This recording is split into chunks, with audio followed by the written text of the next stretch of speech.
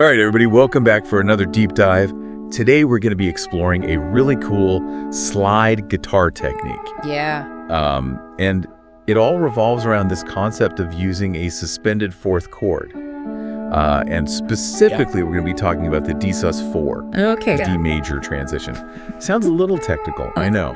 But it's really all about this, like, beautiful resolution, and it's easier than you might think. Yeah, it's really like a simple but satisfying kind of sound, and it really uses like the polyphonic nature of a slide guitar to its advantage. Polyphonic nature? Yeah. What does that even mean? So like polyphonic just means multiple voices or multiple notes. Oh. And with the slide, you're able to have multiple notes ringing out at the same time. So like imagine you're playing D sus 4. Okay. You have the slide on the third string hitting that root note. You have the fifth ringing out on the second string. And then you slide up to hit that fourth on the first string. Oh, so you're like building the chord as you go. Yeah. Exactly. And so because you're hitting all those notes individually, you have that slide which allows for like all of them to ring out, which makes it really cool. Gotcha. So yeah, and that's really like the beauty of it. You're choosing your starting and ending notes carefully to have like a smooth transition, a nice sound. Well, I get that intervals are important, Yeah. but what makes a harmonious interval?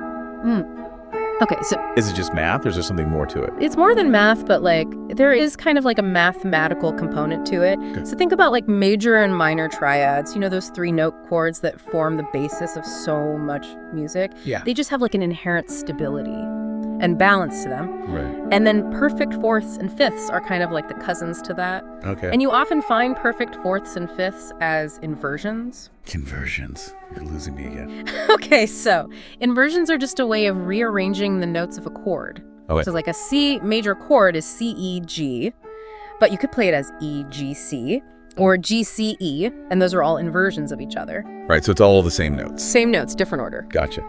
So, back to our D sus 4 and D example. Yeah. How does all this stuff with triads and inversions Yeah. actually play out in that lick? When you're playing that D sus 4, it has like an open, unresolved sound. Yeah. Because of that suspended fourth. And then as you slide into that D major triad, it just has this like nice resolution to it. Yeah, it's like a breath of fresh air. Exactly.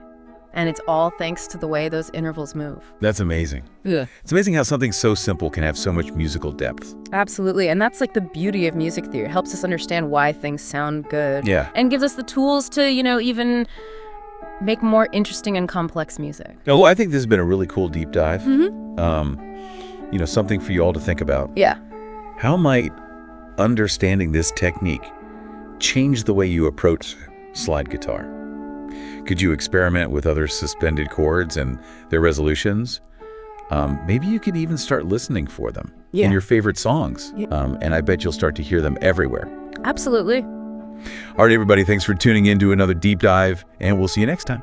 See ya.